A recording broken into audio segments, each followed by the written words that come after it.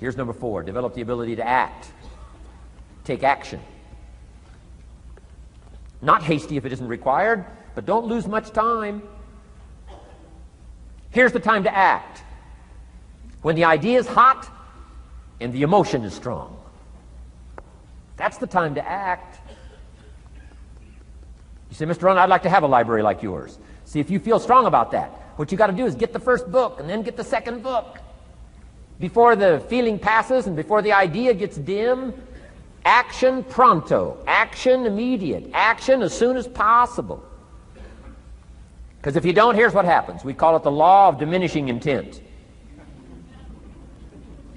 We intend to when the idea strikes us. We intend to when the emotion is high. But now if you don't translate that into action fairly soon, now the intent starts to diminish. And a month from now it's cold. A year from now, can't be found. So act. Set up a discipline when the emotions are high and the idea is strong and clear and powerful. That's the time to set up the discipline. Somebody talks about good health and you're stirred. Says, right, I need to get a book on nutrition. Get the book before the idea passes and before the emotion gets cold. Go for the book. Start the library. Start the process. Fall on the floor. Do some push-ups. Action. Got to take action. Otherwise, the wisdom is wasted. Otherwise, the emotion soon passes. Unless you put it into a disciplined activity. Capture it. Disciplines is called how to capture the emotion and how to capture the wisdom and translate it into equity. Disciplines. Now, here's what's important about disciplines. All disciplines affect each other. In fact, here's a good philosophical phrase. Everything affects everything else. Nothing stands alone. Don't be naive in saying, well, this doesn't matter. I'm telling you, everything matters. There are some things that matter more than others, but there isn't anything that doesn't matter. Okay. We all pity the man who says, well, this is the only place I let down. Not true. Key to take home. Every letdown affects the rest of your performance. Every letdown affects the rest. This is part of the educational process on personal development. If you don't take the walk around the block, you probably won't do the apple a day.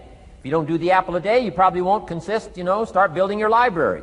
If you don't build your library, you probably won't keep a journal, and you won't take pictures, and then you won't do this, you won't do wise things with your money, won't do wise things with your time, won't do wise things with your possibilities and relationships, and the first thing you know, 6 years of that accumulated, and we say you have messed up. So the whole key to reversing that process now is to start picking up these disciplines. Now here's the positive side. Every new discipline affects the rest of your disciplines. Every new one affects the rest.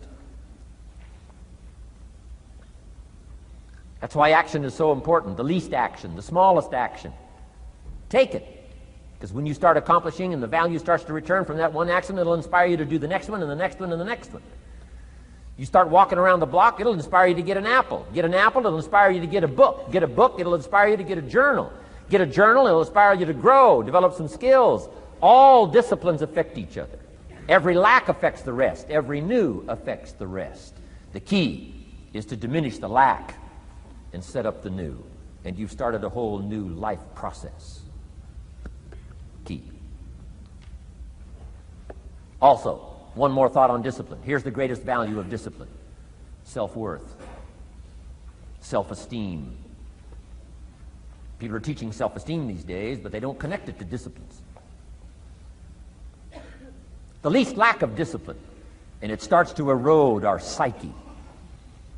One of the greatest temptations is to just ease up a little bit, right? The slightest lack of doing your best starts to erode the psyche. Instead of doing your best, doing just a little less than your best. Sure enough.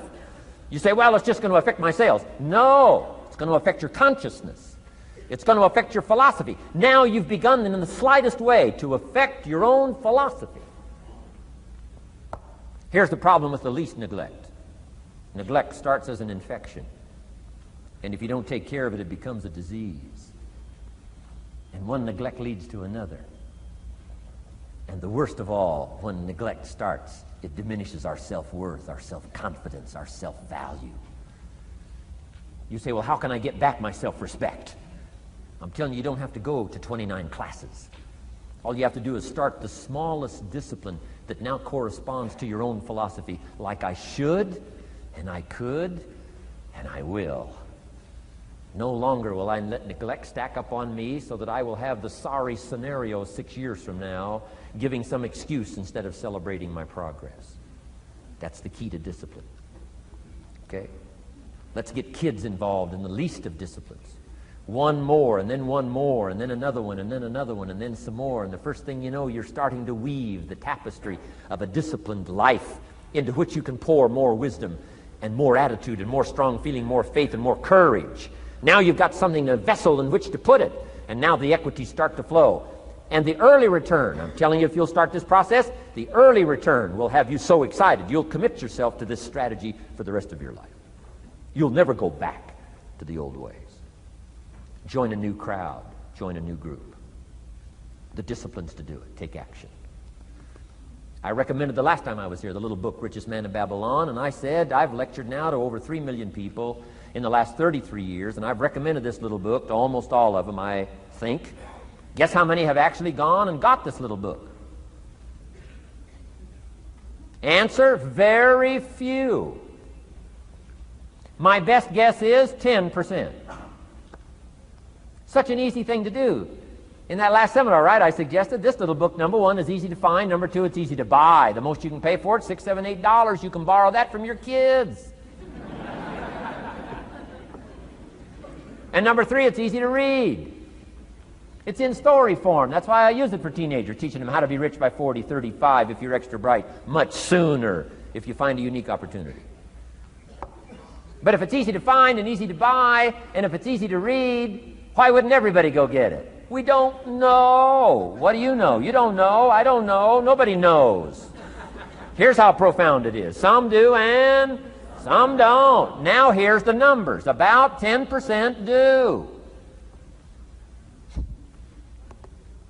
90% don't or won't. And we don't know the mystery of that. And I'm telling you, 10 years from now, those numbers will still be the same. 10% will, 90% won't. The numbers don't change. Only the faces change. You're looking at one of the faces. I used to belong to the 90% who couldn't be bothered even if it was easy. Guess how many people have a library card? Wisdom of the world available. Transform your life in any value amount you want. By the way, how much is a library card in Texas? Free. Here's what free is. Easy. I mean, it can't be any easier than free. Somebody says, well, would you bring it by? Well, no. At least you got to go get it. No.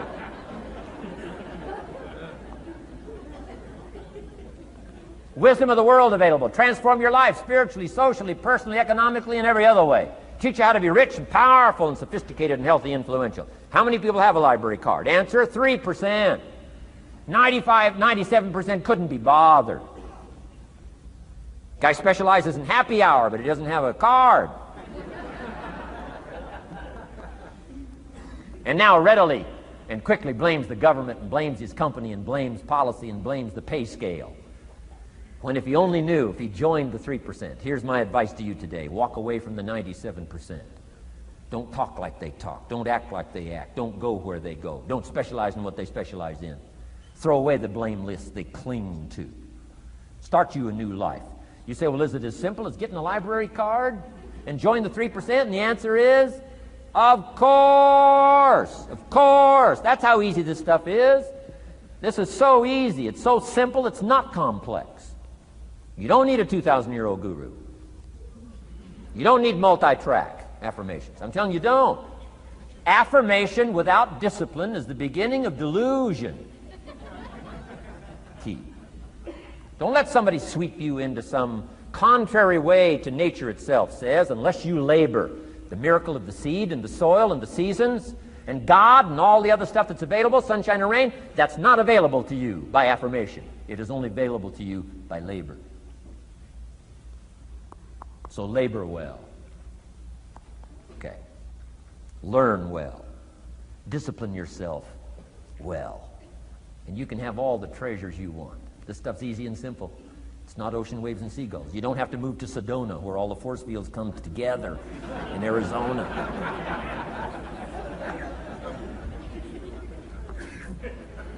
Let's teach our kids the simple ways to transform their health, number 1. Their economics, number 2. Their ability to communicate, number 3. Their life and treasure and lifestyle, number 4. Spirituality, number 5. And the list goes on and on. Let's not leave out any of the least of disciplines that encourage us to do the next one, to do the next one, to do the next one. First thing you know, this whole scenario for you is spinning up instead of out of control on the negative side. This is all you got to do. It's as simple as this. It's as simple as a start, committing yourself to life change. And once you start down this road, I promise you, you'll join the 10% and the 3%. We're going to talk financial independence in just a little while. Guess how many people can retire from the income of their own personal resources when it comes time to retire? Answer, 5%. In the most independent country in the world, 95% are dependent, 5% are independent. Take charge of your own retirement. I'm telling you, if you take charge of your own retirement through personal development and all these skills we've taught today, plus what's coming up, financial independence, I'm telling you, take charge of your own retirement, you can multiply it at least by 5, maybe by 10, maybe by 20, maybe by 100. Let the government take care of it, some company take care of it, you got to divide by 5. Take charge of your own life, take charge of your own day, take charge of your own conversation, take charge of your own family, take charge of your own possibilities. And learn these skills, develop this kind of strategy, and I'm telling you, life will open up for you. Join the 3%. Join the 10%. Join the 5%. Walk away from the 95%. In our Leadership Weekend we teach, find out what poor people read and don't read it.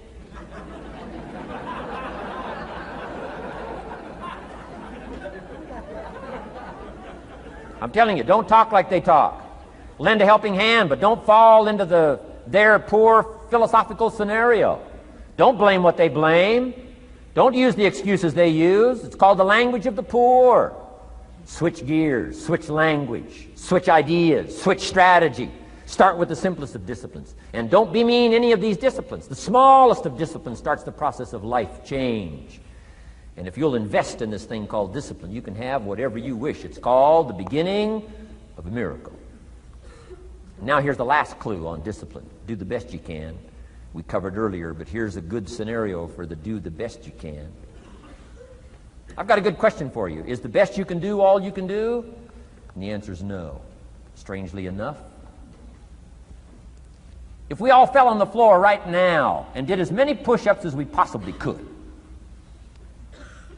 and let's say for some reason you haven't been into push-ups lately, I can't imagine why, but let's say the best you can do is 5. And you look up at the rest of us and say, hey, 5 is the best I can do. We can tell by the look on your face that's probably true. 5 is the best you can do. Now, is 5 all you can do? The answer is no. If you rest a little, you can do 5 more. Wow. And if you rest a little, you can do 5 more. And if you rest a little, you can do 15 more. How did we get from 5 to 15? It's a miracle.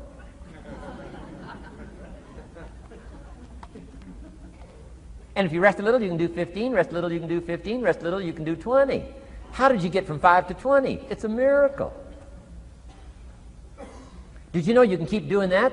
Do a little more, rest a little, do a little more, rest a little, and finally get up to 50 push-ups? Is it possible to get up to 50 push-ups? Of course.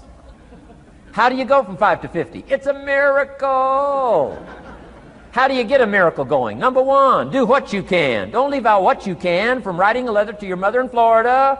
Start cleaning it all up. 2, doing the push-ups. Go from 5 to 50. It's a miracle. Number 1, do what you can. Number 2, do the best you can. Here's number 3, rest very little.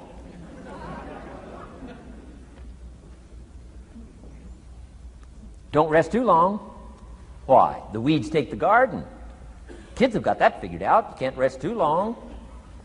Here's the clue. Make rest a necessity, not an objective. The objective of life is not to rest. The objective of life is to act.